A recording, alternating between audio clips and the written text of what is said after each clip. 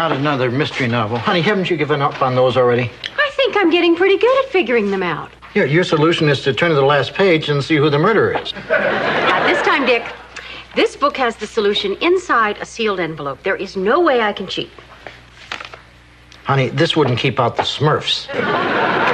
Dick, I swear I'm not going to open it until I've positively solved the mystery. Maybe you better hide it for me. Consider yourself frustrated. Hi, Harley. Hey, Joanne. Hey, Dick. Got any jobs available? Harley, I thought you had work. No, I lost that job with the wrecking crew. Turns out they're real sticklers about getting the addresses right. Yeah, I'm afraid there's nothing at this address either. Good morning. Hi, Harley. Well, I'm off on official volunteer fire department business. Doing what? Putting out volunteer fires? That wouldn't go over too well down at the firehouse, Dick. We like to treat this whole matter more seriously. Our motto is, fire can burn. Well, I've got fire inspections to conduct. I'm covering the east side, starting with the Minuteman Cafe and working my way back to home base. That means you'll be inspecting here. In layman's terms, yes. Wait a second. When people have fire inspections, they're sometimes not up to code. When they're not up to code, they need repairs done by competent repairmen. But if I get there first, they'll hire me.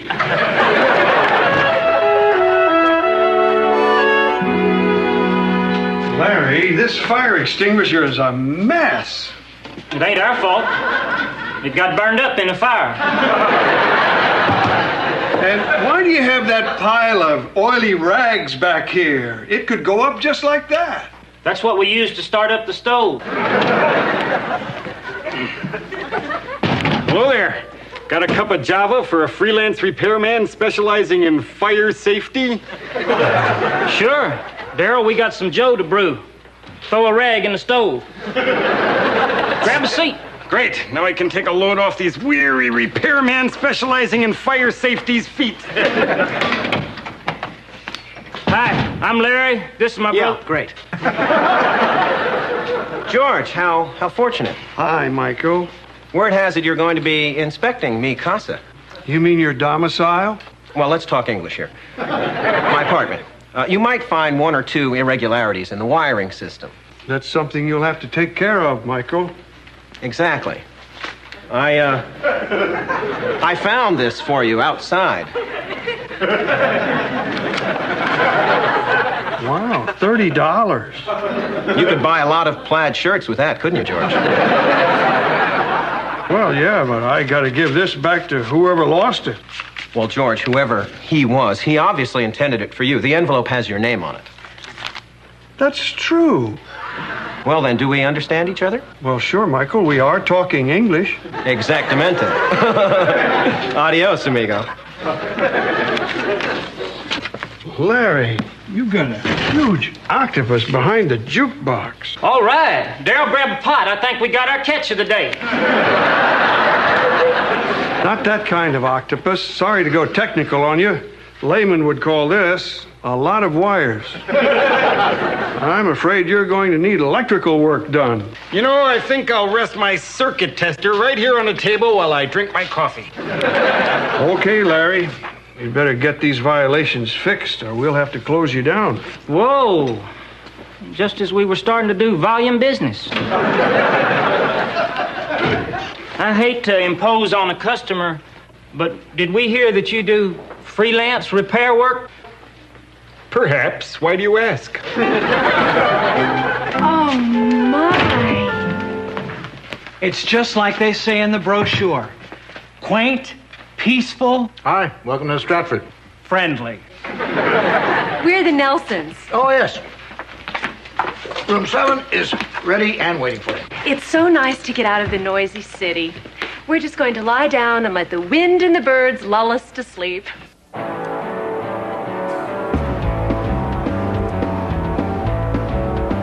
Those darn teenage birds.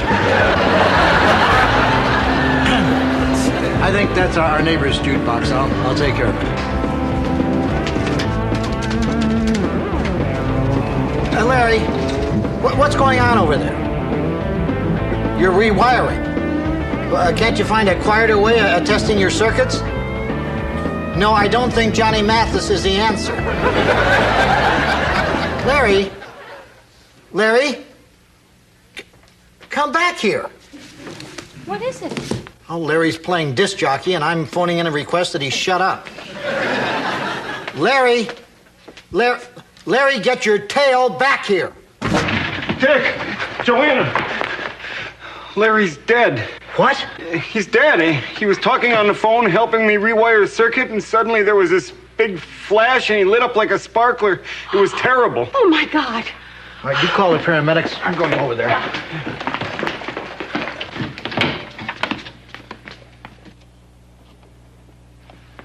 Oh, my God. Daryl, is he? Hi. I'm still Larry.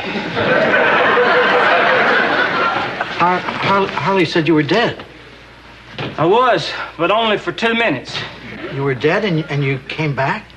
Yeah, I heard a voice calling, urging me back to life. He kept saying, Larry? Larry, get your tail back here. That was me on the phone. I know. Even dead, I recognized your choice of syntax. Paramedics are on their way.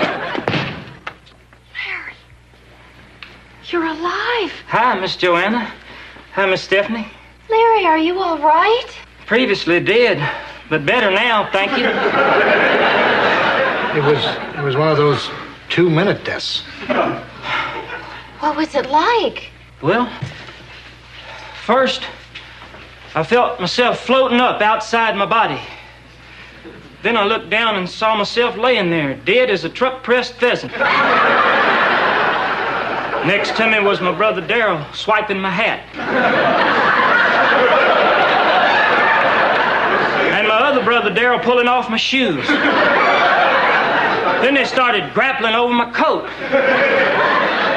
They stole your clothes? Well, in all fairness, I was dead. And if I'd been gone any longer, I'd had to meet my maker like this. Larry, do you remember anything else? Well, I noticed a bright light that enveloped me in a feeling of serenity and peace. It was at least a 75 water. Then I saw a magnificent presence beckoning to me with open arms and unbounded love. Larry, that's amazing. What did this presence look like? You know that girl on Facts of Life? Tootie? Yeah, kind of like her. Then what everyone says is true. Anyway, just as I was getting my heavenly legs, you called me back. Larry, look, you've had a big day. You've rewired the cafe. You've been dead. Why don't you go to bed and take it easy? No. I can't be getting any rest until I've done it. It? My mission. There's some task you're going to be needing done. And the reason I'm back on Earth is to do it. What is it? Can't say. Tootie works in mysterious ways. But I'll know in my gut when I do it. Wait a minute. You got something on your sweater. This could be it. Lint? Nope. Weren't it. Larry, do you have any idea of when this it is going to happen? Can't say. Could take a day. Could take a lifetime. Weren't it. Weren't it. Weren't it.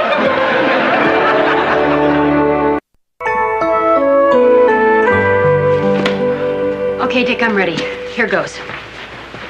It is my considered opinion that the murderer can only be Bjorn, the ski instructor. The motive, the oldest of all. He couldn't bear to see Lizzie in the arms of Raoul the gardener. Well?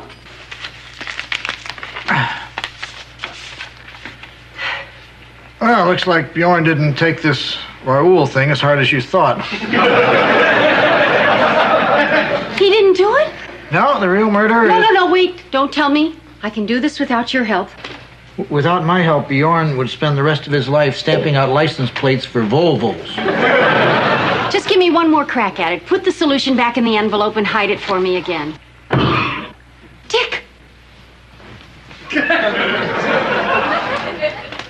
Hi, I'm Larry. This is my brother Darryl, and this is my other brother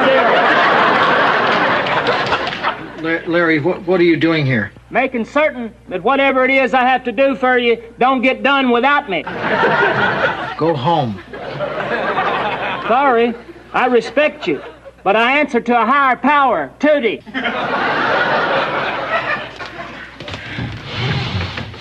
Larry, come in here. The thing you're supposed to do for me is this vase. It's the most important thing in my life. Dick. I mean, go along with me. In fact, it's so valuable that I'm terrified of taking it downstairs where it belongs. Now, if you could do that for me, then you would be doing the thing that you've been brought back from the dead for. Sounds important, all right. Okay. Darryl, here, catch. Oh, dear. But don't worry, it weren't it.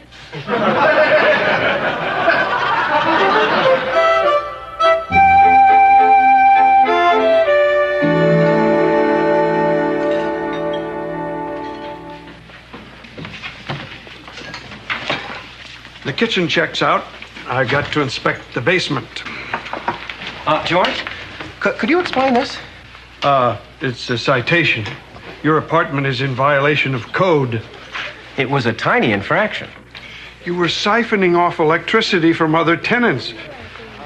The lady above you couldn't even recharge her wheelchair. George, I thought we had an understanding. What about? You remember that $30? That was to encourage you to not look too closely at my fuse box. But if I didn't look at your fuse box, Michael, I wouldn't have found these violations, and I wouldn't have... Wait a minute. That was a bribe. Bribe is such an ugly word. Too bad it's so damned appropriate. I'm afraid I'm going to have to return your money, and I'm going to cite you for attempting to bribe a fire inspector. George, stop writing. I've learned my lesson. How much would it cost for you to forget the whole thing? Larry, maybe the thing you were supposed to do for me is take a lap around the county. Worth a shot. Certainly makes more sense than that crazy vase idea. Dick, I think I'm onto something here. Now try to follow me. Everyone who's ever stayed in room 7 was murdered, right? Right. Did you hear that? We're in room 7. 12 people hacked to bits inside of a month. And the only person with easy access to that room was the maid.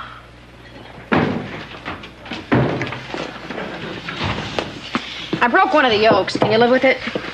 Yes, it's perfect. We love it.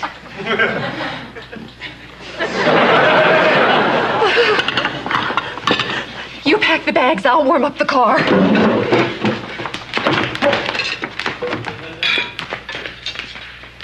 Bad news, Dick. I'm going to have to cite you unless you get the basement cleaned up by the 15th. Okay. George, you have until the 15th to clean up the basement. Gee, Dick, you're not giving me much time. I'm kind of busy with these fire inspections. High potential charred remains. I couldn't help overhearing you might be in need of my services. I got this unsolicited letter of recommendation from my last employer. Harley Eston is a good worker, and in no way do I hold him responsible for my death. Well, that cinches it. Looks like you got yourself a job. Thanks, boss. Boy, this is my passport to anywhere. Dick, Joanna, that disgusting man over there is smoking a cigar. Why don't you tell him to put it out? What, and risk having a smoke ring touch my hair? Well, I guess somebody has to protect the hair of our women folk. This room will need 15 minutes to air out. I'll need 30. Mr. Jessic, I'm sorry, but we don't permit cigars in the inn. Why not? Well, some of the other guests think they're, well, disgusting. This isn't disgusting. This is disgusting.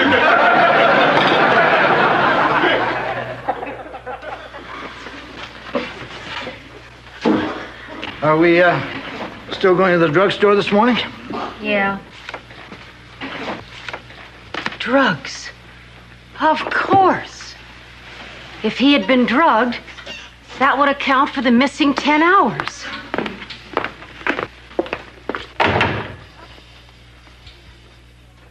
Stephanie, I think you can finish clearing away the plates now. But I still smell smoke. Stephanie, the man put a cigar out a long time ago. Gangway! Oh! Oh, my God! Fire!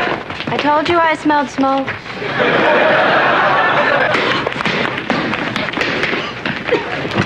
Oh, my God. Ew, ish. Don't worry, fire's out. And Daryl, if you don't mind medium rare, lunch is ready. Oh, no. And I inspected this room. I'm going to have to turn in my badge. No, you won't. Here's your culprit.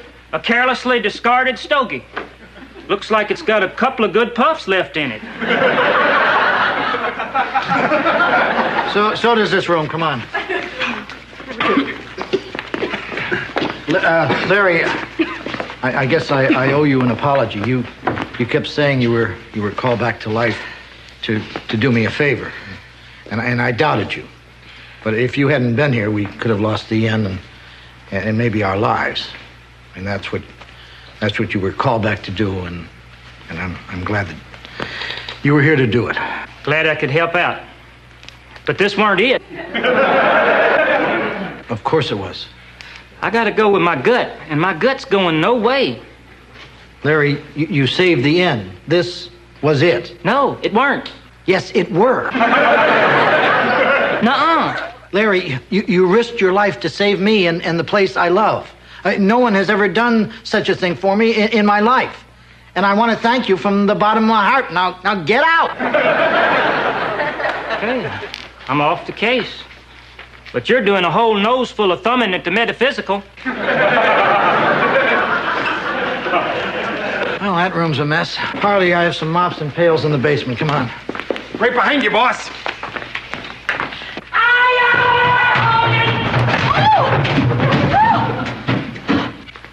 Jeez, good thing I wasn't right in front of him. Honey, are you okay? I've been better. Excuse me. I felt a disturbance in the force. Dick just fell down the stairs. Be careful. Watch what she said. I think his ankle is broken. I'll call the doctor. What the hell did I trip over? My toolbox. You left your toolbox at the top of the stairs? In retrospect, it's looking more and more like a bad decision. Are you all right? Hold on. This was it. What is it? This toolbox. I was supposed to move it out of harm's way. That's what Tootie sent me back for. Larry, at this point, who cares? Well, how did we get to this point? When I could have done some good, you kicked me out on my keister. Come on, Daryl.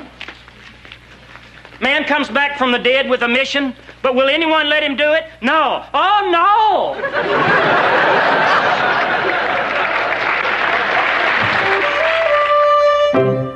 With the bleached hairs on the sofa and the murderer of Lizzie Poteet had to be the fat triplet. That's right. I must say I'm impressed. You set your mind to it and you solve the mystery. Well, You cheated. But finding where I'd hid the envelope, I mean, that took some pretty good detective work. You're looking at a world champion hider. I'm still proud. well, What? I didn't exactly find the envelope.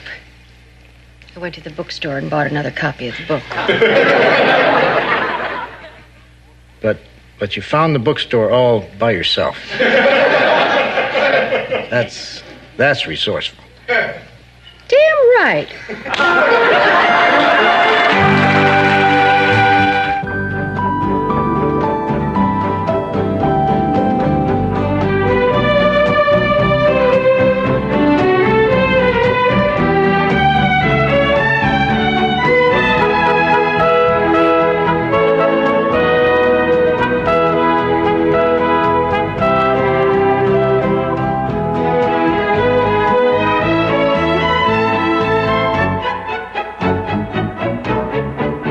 Meow.